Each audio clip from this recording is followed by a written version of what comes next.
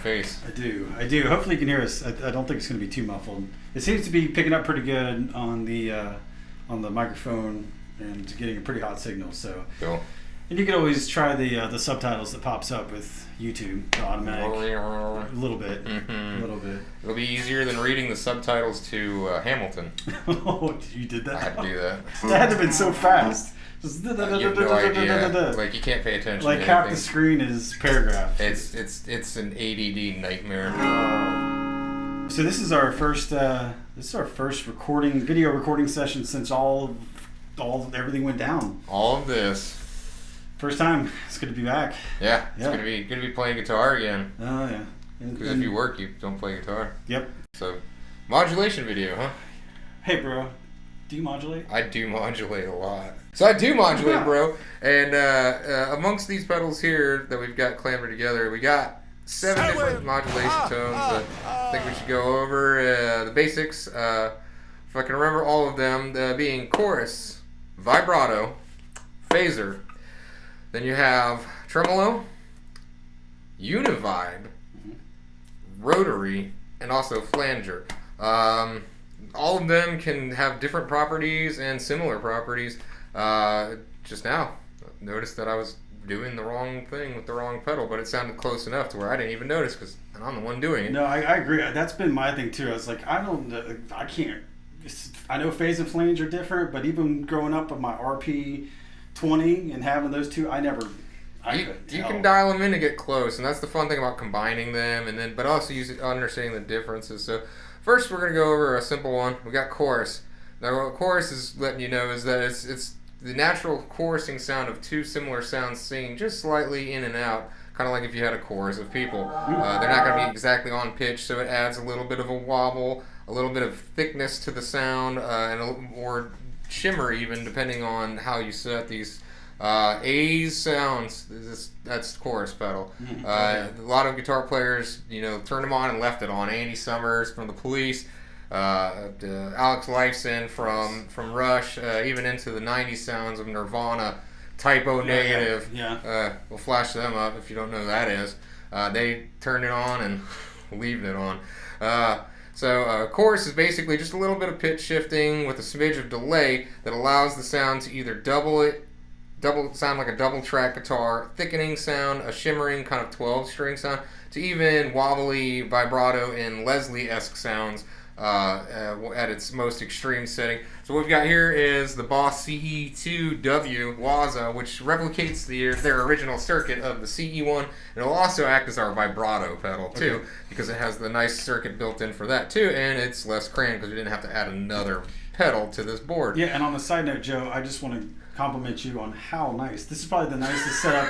It's so organized and the cables look really good, so I just want to, it looks great, Joe. And as a good segue to that, or from that, rather, is that a lot of modulation sounds good at the end of a chain, but you might notice that our phaser here is in front of it, so we'll go over that a little bit too when we get to that pedal, but order does matter. There's no right or wrong, but you will get a different sound depending on which order you put these in. The first one, chorus, I think always sounds better after drive pedals. So guitar, drive, or amp sound, and then your chorus afterwards, because it's just a smoother sound. It doesn't muddy up the overdrive as badly. So you tend to go chorus and then into your delay and then reverb? I do, but there's people that do it differently. And for this is just going to be a different video, so just ignore this. Well, yeah, but just as far as signal path. This is how I would put. This is how mine are on my board, at least. So. Cool. With this sound, first thing we should note is that this is our kind of clean tone. Using the new Studio, Epiphone Les Paul Studio, with the different combinations of coil taps and volume you can do. We're going into our Pro Jr. Yeah. Cheating. Pro Jr IV Limited. It's cool. Yeah. It's red. It sounds great, and it may be the only amp you ever need. And I'll show you a picture of the settings. Two knobs, so. Dose, we like dose knobs. Anyway, so we'll never get this done if I don't quit talking about it. So again, here's our kind of clean tone for this example. We should use a little bit of overdrive because that's the sound. So if you want the Alex Lifeson sound, chorus pedal.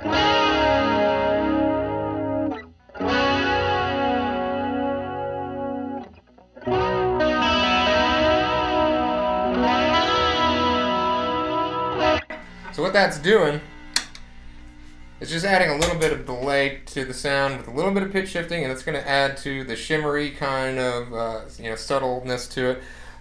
Sounds good. Lead tone. Turn it off.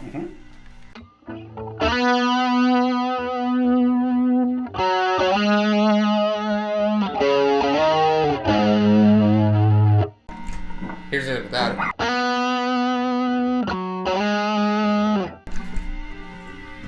So that just adds a little bit to that sound, a little bit of it wobble. It definitely reminds me of some Kurt Cobain. Oh yeah, and that sound is. And as an example, we'll ramp up the rate a little. That's more of a subtle chorus. If you ramp up the rate a little bit. Okay.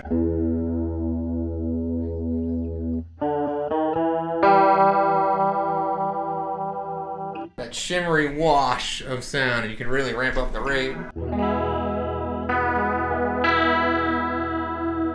It starts to get a little wobblier, which will lead to the next tone of vibrato.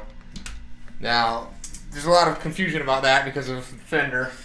Now, vibrato is a change of pitch. It's not a change in volume. Volume. So a lot of people get the tremolo, vibrato, which one's on the amp, which one's on the guitar.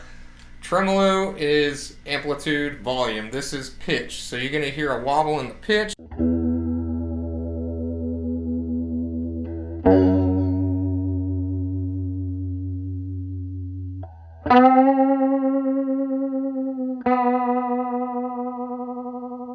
All the way up to like alien stuff. And that's changing the pitch, actually. Yeah, you can definitely. You're definitely not hearing it ever cut out in volume. Similar tone. Again, we'll switch back to our chorus.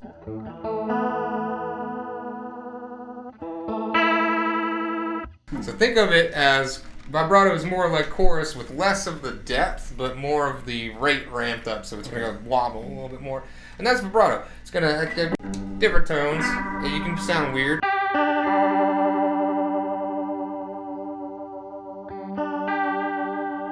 Or very similar to a chorus. A lot of people like using vibrato pedals as chorus pedals, or vice versa. So, very close to the same sound, sort of interchangeable, but very different tones when you get down to the meat and potatoes of it. Just a caveat too on the thing, you also see a lot of acoustic players use chorus. Oh, absolutely. And my question is, do you think it's to get? Well, it's definitely going to make the guitar sound fuller, almost give it a.